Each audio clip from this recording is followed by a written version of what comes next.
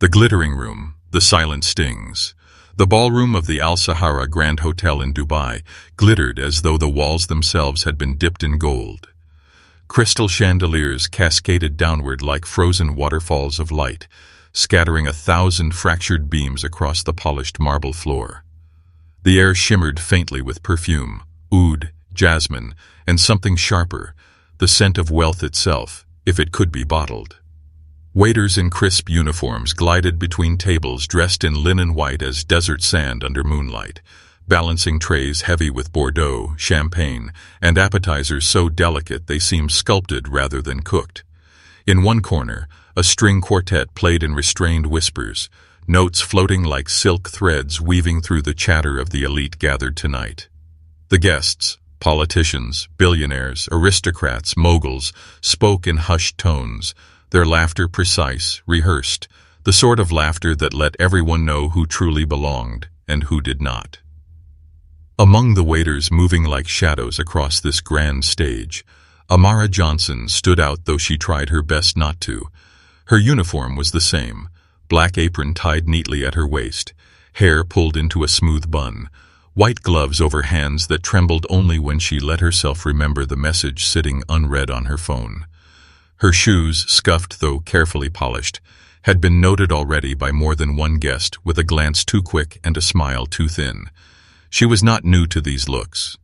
They clung to her life like burrs, reminders that no matter how hard she worked, someone always considered her unworthy of the space she occupied. Tonight, she was covering a shift for a friend who had fallen sick. Tonight, she needed the extra pay. Tonight, she needed to ignore the buzz of her phone in her apron pocket, the sharp sting of the notification that told her the insurance company had one seize. He again denied her mother's treatment request.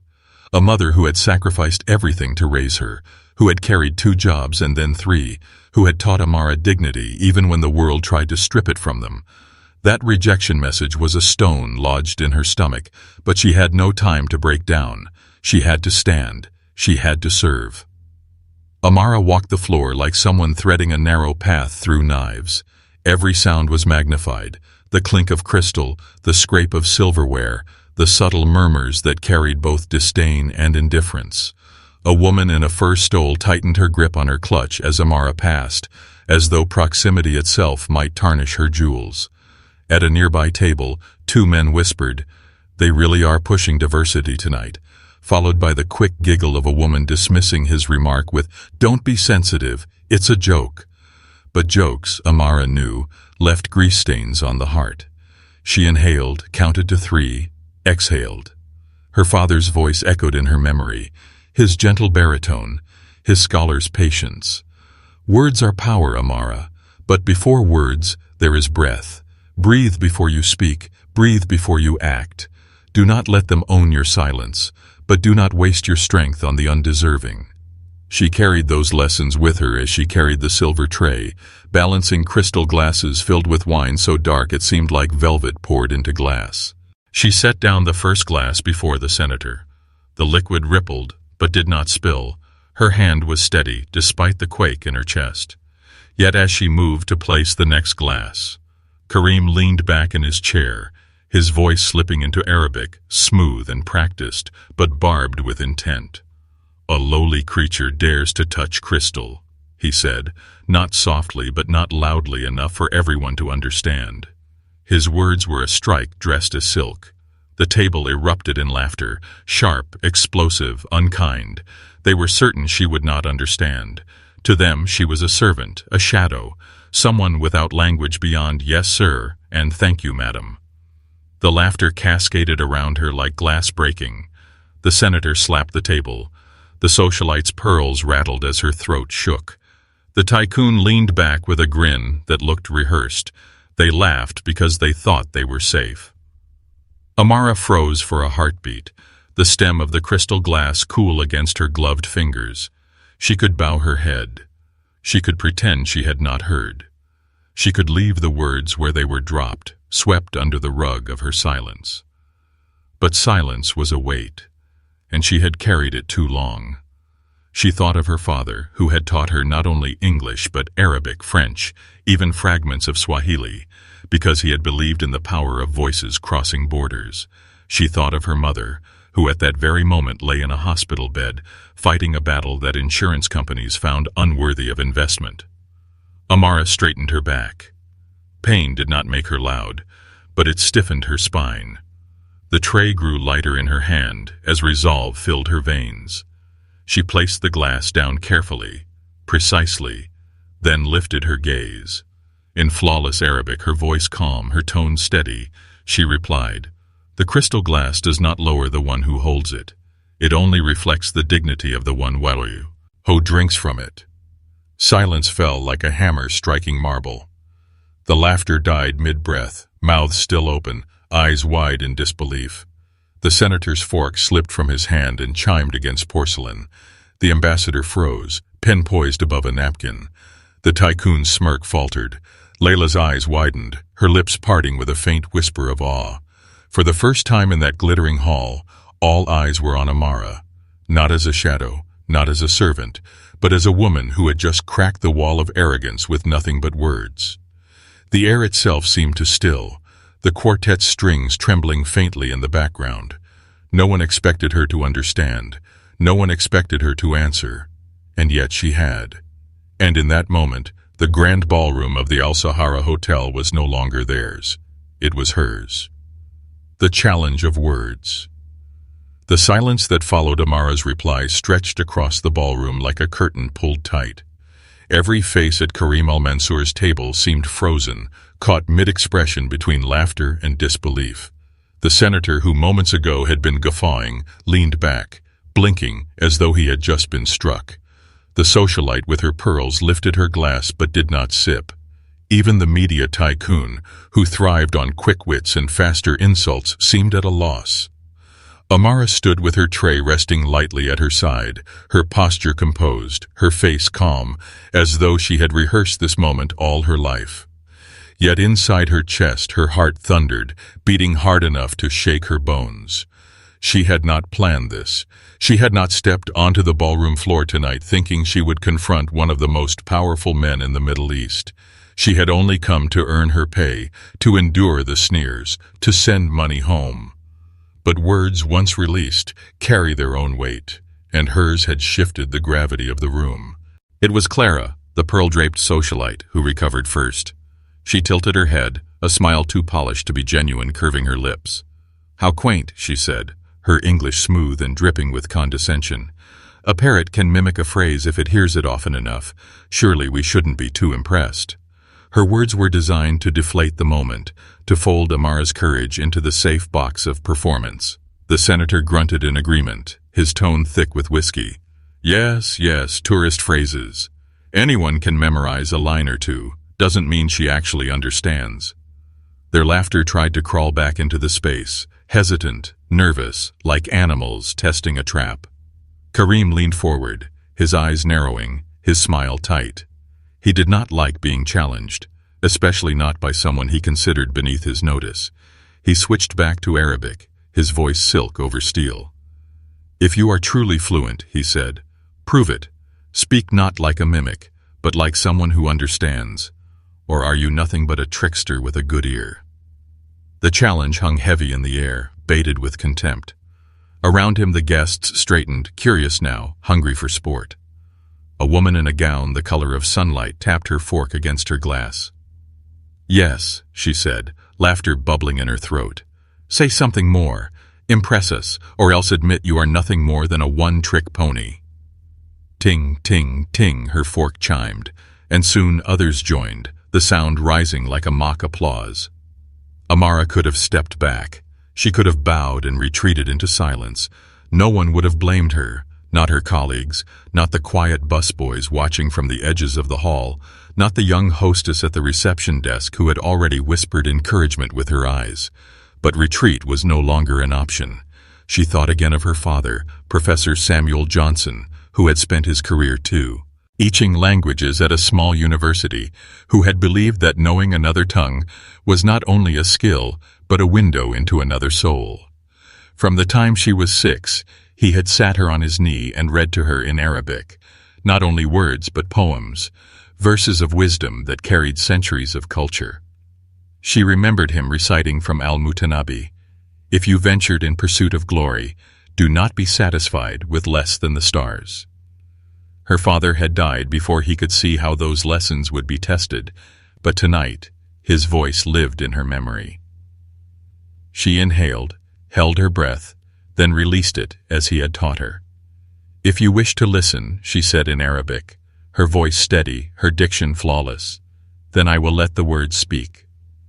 The table hushed again. No laughter this time, only expectation. Slowly she set her tray down on the side table, straightened the linen cloth, and turned to face them fully. She was no longer merely a waitress standing with drinks. She was a woman with something to say. Amara began softly, quoting from memory lines of Arabic poetry she had learned in her childhood. She spoke of dignity, of honor, of the weight of character against the glitter of wealth. The words rolled from her tongue, not as rehearsed phrases, but with the cadence of someone who understood their soul. She quoted al-Busiri's wisdom about humility, Ibn Hazm's reflections on love and humanity, threading them into sentences of her own making. Her Arabic was not textbook perfect. It carried the faint trace of her accent, but it was rich, alive, undeniable. The diplomat at the table, who until now had remained quiet, leaned forward, eyes sharp, lips parted in surprise. He recognized not just the words, but the context, the authenticity. He knew this was no mimicry. But listening was not the same as accepting. Karim al-Mansour leaned forward, his smile sharpened into a blade. He could not allow this shift to stand unchallenged. His life, his power, his reputation had been built on control of rooms, of conversations, of people. To him, Amara was a servant who had dared step out of line, and if he did not put her back in her place, others would begin to doubt his dominance. He switched languages again, his Arabic quick, biting, dense with sarcasm. He compared her to a street performer juggling words for coins, mocking the idea that dignity could be found in the mouth of a woman paid to pour wine. His voice carried the easy cruelty of someone who had mocked 1,000 before her and never once faced resistance. Amara felt the sting, but she did not bow. She remembered her father's teachings, the evenings when he sat by the oil lamp, reading aloud words that had carried across centuries, words that had outlived kings and conquerors. Words, he had told her, can wound, but they can also shield. Choose which kind yours will be. She drew on that strength now. Her reply came calm, deliberate, with the cadence of truth. She told them of her mother, the woman who had raised her alone after her father's death, who had worked double shifts and skipped meals to put her through school. She spoke of dignity not as an abstract principle, but as something lived, something earned by rising each day to fight battles the privileged never saw. Her Arabic wove these truths not as polished performance, but as testimony, as lived experience transformed into words. The effect was startling. Guests who had earlier dismissed her began to lean forward, caught by the intimacy of her honesty. They had come expecting spectacle, champagne, silk gowns, power plays disguised as toasts, but they found themselves listening to a waitress speak of sacrifice, resilience, and humanity with more authenticity than most speeches they had heard in the halls of power. The ambassador's pen slipped quietly into her clutch. She no longer wanted to take notes. She wanted to absorb. Isa, Karim's daughter, gazed at Amara with open admiration, her youthful certainty that she knew the world's shape suddenly shaken.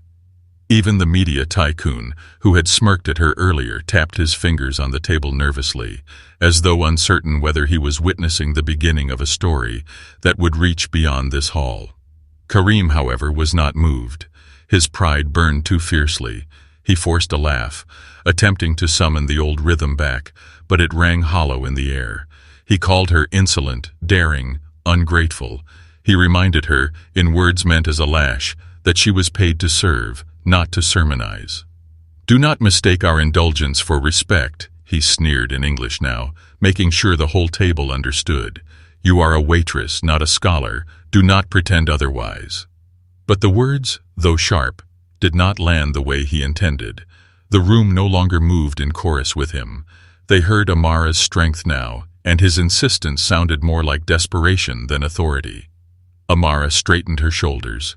She thought of her phone buzzing in her pocket with the news of her mother's denied treatment, of the humiliation she had swallowed countless times, of the doors closed in her face because of her skin, her accent, her lack of wealth. She thought of all the times she had been told to remain silent, to take less space, to apologize for her existence, and she realized she was tired. Tired of shrinking, tired of silence. Her voice rose again, measured but unflinching.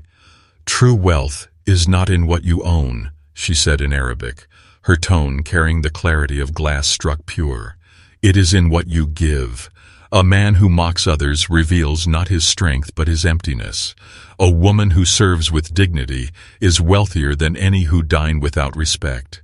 The words hung heavy, unanswerable, undeniable. The quartet's strings swelled as if in agreement, the music carrying her voice further still.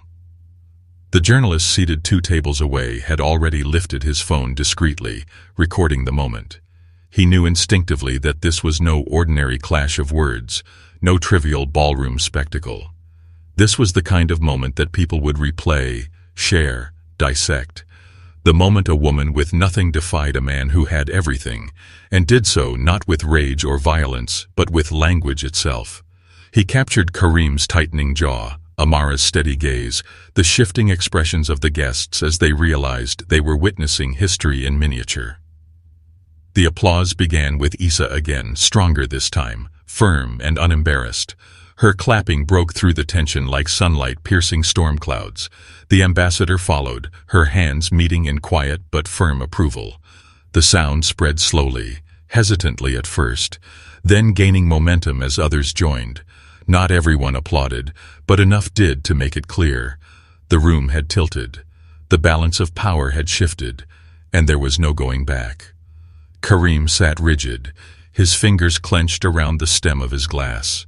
His wealth, his power, his reputation, they still towered above Amara in the practical world. But in this room, in this moment, his authority had cracked, and everyone had seen it.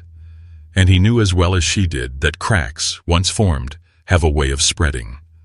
Amara exhaled slowly, her heart still racing but her spirit steadier than it had ever been. Nus. She had not planned to speak tonight. But now that she had, she understood something profound.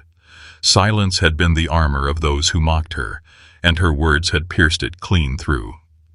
Whether this night ended with applause or dismissal, she had already won something far greater. She had reclaimed her voice, and through it, her dignity. The world reacts. The morning after the gala dawned over Dubai with its usual blaze of gold, the desert sun rising against a skyline of glass and steel. But beneath the polished towers, in the spaces where news traveled faster than the desert wind, something had shifted. What had begun as a hushed confrontation in a glittering ballroom the night before had spilled into the world with the force of a storm. It started with a single recording, grainy at first, shot discreetly from the corner of the hall by a journalist who had sensed the importance of the moment. The clip was short, just under 3 minutes, but it was enough. In it, Karim al-Mansour could be heard mocking the waitress in Arabic, laughter swelling around him, followed by the quiet but unflinching reply of Amara Johnson, her voice steady, her words eloquent, her Arabic flawless. The silence that followed was captured in sharp detail, the camera lingering on faces frozen in disbelief, then slowly turning toward her as she stood tall against the weight of ridicule. By the time Isa's applause broke the quiet, the video already carried a gravity all its own. Within hours, the video spread like wildfire across social media. "Waitress silences billionaire with perfect Arabic," read the first headline on an international blog. A news outlet in London titled their article, "Power of Words, Black American Waitress Dismantles Prejudice at Dubai Gala." Twitter trended with hashtags, #DignitySpeaks, #Voices of Respect, #NotYourServant. TikTok stitched clips of Amara's words with subtitles, young students reciting her lines as though they were proverbs reborn for a new generation. Across continents, strangers who had never stepped into the ballroom replayed her words on their phones, laptops, and television screens, marveling at the calm fire in her eyes, the unwavering strength in her posture. For Amara, the storm outside felt distant at first. She woke in her small apartment with her phone buzzing violently on the nightstand, messages pouring in faster than she could swipe them away. She had fallen asleep after her shift with the heaviness of exhaustion, her apron still folded at the foot of her bed, her mother's denial letter lying unopened on the desk. Now, as she sat up, rubbing her eyes, she realized she had missed dozens of calls from unknown numbers, emails from reporters, messages from old classmates who hadn't spoken to her in years. Her name was suddenly everywhere, her face splashed across headlines. Friends from back home sent her screenshots. "Amara, is this really you?" She stared at the screen, dazed. She hadn't meant for the world to know. She had only spoken because silence had become unbearable. Meanwhile, Karim al-Mansour awoke to a different storm. His staff rushed into his penthouse with phones in hand, faces pale, voices trembling. "Sir, the video," one began, but he cut them off with a glare. Yet even his authority could not stop the flood. His mocking words had been replayed millions of times by Dawn. His sawiyas, near, once a symbol of untouchable power, was now dissected frame by frame as an emblem of arrogance and cruelty. Stockholders called with concern. Partners sent cautious inquiries. Charities pulled back from endorsements. His name, once spoken with reverence in boardrooms, was now tangled with shame. He slammed his fist against the glass table, shattering it. But the sound of breaking crystal could not silence the echo of Amara's voice, still rippling across the world. At the hotel, whispers turned into questions, and questions turned into opportunities. Guests who had seen the confrontation firsthand now told their version of the story to anyone who would listen. Some exaggerated, some minimized, but the truth held steady. A waitress had stood against mockery and turned humiliation into triumph. The hotel's management, caught between embarrassment and awe, debated whether to reprimand or celebrate her. By noon, their decision was made for them. The demand from the public was clear. "Who is she?" the world asked. "What is her story?" Amara sat at her kitchen table, her hands wrapped around a chipped mug of tea, when the first knock came. It was Maya, her coworker, breathless and wide-eyed, phone clutched in her hand. "Amara, you don't understand," she said, nearly laughing with disbelief. "You're everywhere. People are calling you a hero. They're quoting you like you're a poet. I just saw a video of students in Cairo chanting your line about dignity in a classroom." Amara shook her head, overwhelmed. She had only spoken truth as she knew it, words handed to her by her father and shaped by her life. She hadn't imagined they would resonate beyond the gilded room, but resonate they did. By afternoon, universities reached out, inviting her to speak about language, dignity, and resilience. A cultural foundation in Paris offered her a scholarship. Nonprofits from across the globe sent emails, offering to cover her mother's medical expenses in gratitude for what she had inspired. News anchors wanted her on morning shows. Podcasts lined up interviews. Her inbox, once empty save for bills and rejections, now overflowed with possibilities. She read the offers with shaking hands, torn between disbelief and the heavy knowledge that this sudden flood of attention carried its own risks. Issa, too, found herself at the center of the storm. She gave a quiet statement to a local reporter, confirming the authenticity of the moment. "She was not performing," Issa said simply. "She was speaking truth, and it silenced all of us." Her words lent further weight to the story. Some praised her courage in standing against her father's behavior, while others criticized her for disloyalty. But Issa no longer cared for whispers. For the first time, she had seen what power looked like when it was not gilded in money or titles. She had seen it in the eyes of a waitress who refused to bow. The ripples spread further still. In New York, a professor lecturing on social dynamics paused his class to play the clip. In Nairobi, a radio host replayed her words and asked callers to share what dignity meant to them. In Cairo, a student wrote Amara's quote on a wall, and it spread like graffiti of hope. In her hometown back in America, a small church lit candles for her mother and prayed aloud that Amara's strength might light her path forward. Yet amidst all this, Amara herself felt the weight of the storm pressing down. She had not sought fame, nor had she craved headlines. She wanted only her mother's healing, her family's dignity, her own chance to breathe with what the constant sting of struggle. Now the world expected her to carry more. It was a heavy mantle, and she felt its edges digging into her shoulders. Still, she knew one truth above all: she could not go back. The silence she had once endured no longer fit her. Her words had already taken root, and they would grow, whether she wished it or not. Dignity cannot be bought. The invitation arrived 2 days after the storm had reached its peak. It was not delivered by email, nor through a call that could be ignored, but by hand, slipped under the door of Amara's modest apartment in a white envelope, sealed with an embossed crest. She stared at it for a long time before opening it, her hands trembling, the weight of everything that had happened pressing on her shoulders. Inside, written in elegant Arabic and English, was a request from the Royal Cultural Foundation of the Emirates. They wished her presence at a gathering to celebrate voices of unity and dignity. It was not a suggestion. It was an invitation that carried the force of history. For hours, Amara sat by her small kitchen table, with the letter resting in front of her, her tea growing cold. Her phone buzzed endlessly with messages, offers of sponsorships, requests for interviews, strangers from across the world thanking her for giving them courage. Yet it was the folded hospital letter lying nearby that kept her grounded, its words cold and bureaucratic. Insurance denies coverage for treatment.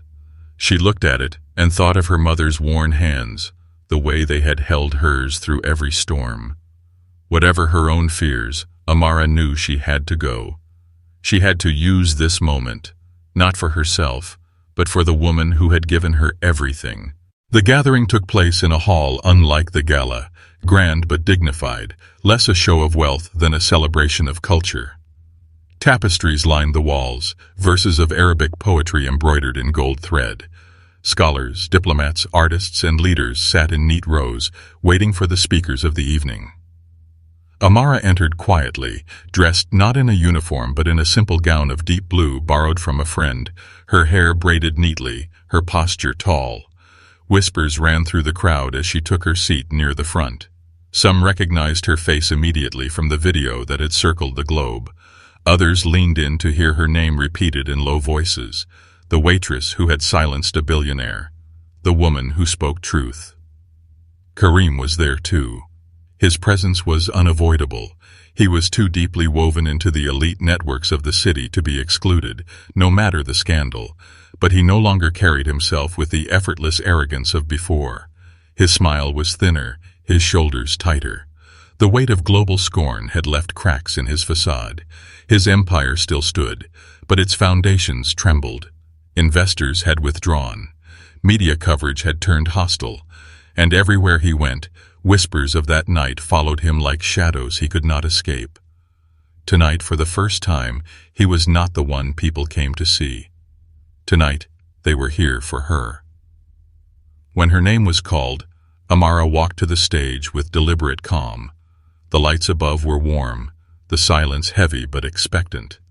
She stood at the podium, her hands resting lightly on the wood, her heart pounding, but her voice steady when she began. "I never imagined myself here," she said, her words rolling gently into the still air. "I am not a politician, nor a scholar, nor a leader. I am a daughter. I am a worker. I am someone who has carried trays, scrubbed floors, counted coins, and wondered how many more days I could stretch a single paycheck. But I have also carried something else, my parents' lessons, my father's words, my mother's strength. They taught me that dignity is not given by position or wealth. Dignity is carried within, and it is revealed when you refuse to let others strip it away." She paused, her gaze sweeping across the audience. She did not look at Karim, though she felt his presence burning like a coal in the corner of the room. Instead, she let her eyes rest on Isa, seated near the front, who met her gaze with quiet encouragement. Amara continued, weaving English and Arabic together, her words rising like a bridge between worlds. She spoke of her father's poetry, of the nights he had recited verses by candlelight, of the way language can connect souls across borders. She spoke of her mother's sacrifices, of the quiet strength of workers, of the humanity often overlooked in the shadows of grandeur. Her voice did not shake. It rang clear, steady, carrying the weight of truth. The audience was transfixed. Some leaned forward, others closed their eyes as though savoring the rhythm of her words. Phones recorded, cameras streamed, but the room itself was utterly still, as though the walls themselves were listening. And when she reached her closing, there was no mistaking the message. You may own palaces, towers, fleets of cars, and mountains of gold, she said softly, yet with force. But none of these can buy dignity. None can buy respect. True wealth is measured by how you treat others, especially those you believe have nothing to offer you. For when you strip away the chandeliers and the titles, what remains is not what you own. It is who you are. The hall erupted in applause. It began cautiously, then grew louder, stronger, until it was a standing ovation. People clapped not as though they were indulging a performance, but as though they were honoring a truth they had long needed to hear. Amara stood, her face calm, her chest rising with quiet breaths, as the sound washed over her. For the first time, she felt the weight of silence lift from her shoulders entirely. Karim did not clap. He sat stiff, his jaw tight, his hands still. For him, this night was a humiliation he could not mask, but even he could not deny the shift in the air. When Amara finally looked his way, her expression held no triumph, no vengeance, only calm. She did not need to destroy him. He had undone himself. She offered him instead a final gift, compassion. In Arabic, her voice soft yet carrying, she quoted a line her father had loved: "The dignity of a man is not in the glass he drinks from, but in the soul that drinks." Her words landed like a quiet judgment, not harsh, but irrefutable.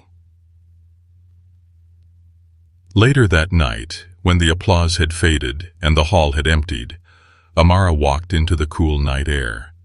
The city glimmered around her, its towers reflecting the stars, its streets humming with life. In her pocket, her phone buzzed again. Another message, but this one different. A nonprofit had confirmed. Her mother's medical expenses would be fully covered by donations pouring in from strangers moved by her story. Tears filled her eyes, spilling freely now, not from pain, but from relief. She thought of her mother lying in her hospital bed, unaware of the storm that had lifted them both. She whispered into the night, as though her father might hear too, "We made it. We finally made it." And so she walked forward, no longer the invisible waitress mocked in whispers, no longer the woman silenced by wealth and arrogance, but as someone who had proven to the world and to herself that true power is not found in titles or riches. It is found in the courage to speak when silence is demanded, in the grace to answer cruelty with dignity, and in the strength to stand tall when the world tries to make you small. For wealth may build towers, but only dignity builds legacies. And Amara Johnson, once overlooked, now walked as proof that dignity cannot be bought. It can only be lived.